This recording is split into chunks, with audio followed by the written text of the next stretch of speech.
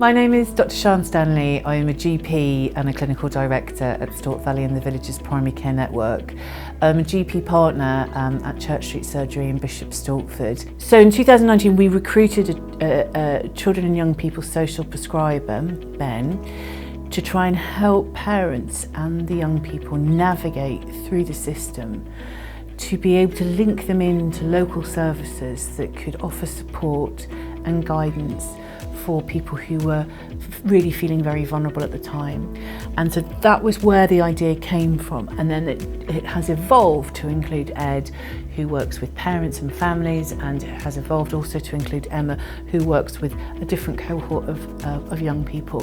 And what that's meant is that we've been able to create an environment where people can get support at a much earlier stage. So we can do a lot more early intervention work.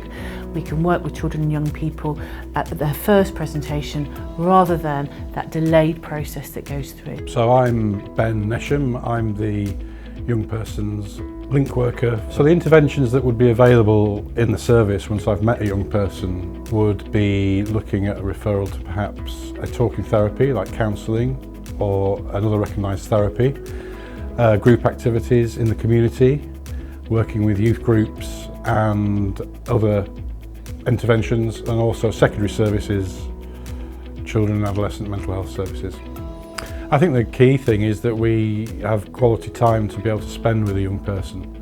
So I offer to get to know somebody a 45-minute session initially, and you can actually learn a lot about someone in that time. What we offer would be a service to people who are quite strict around ages 11 to 25. And within those people, we see various issues.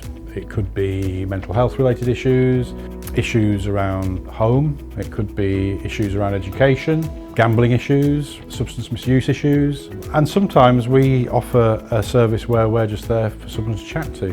They might just need somebody that's not going to judge them, that isn't going to, that isn't a teacher, isn't a GP, isn't a parent, and we can offer that quality time to somebody just to pick away at what the problems might be.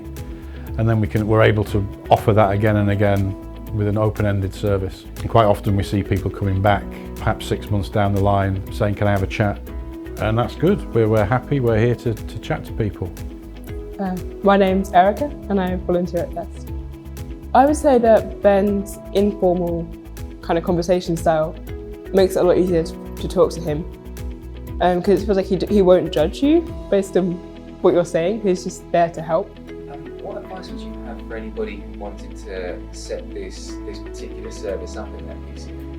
Oh, do it. It's marvellous. It's a marvellous thing. It is super for everybody, for the clinicians, it's a lovely job. The Children and Young People Social Prescriber job is a good one.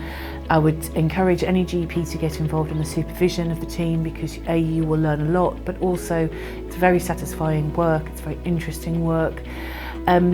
Always recruit from the local community. You really want to get somebody who knows and understands your young people, who knows and understands your local services.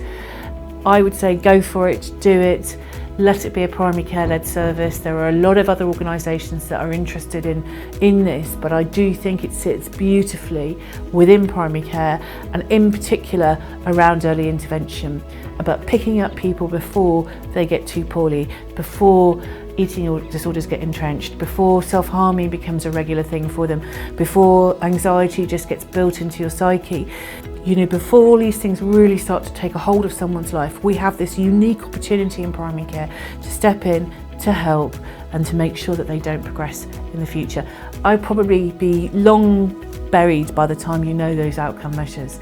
But if somebody wants to come and see if our children and young people had better psychological health off the back of what we're doing, we'll probably know that in about 10, 15 years' time.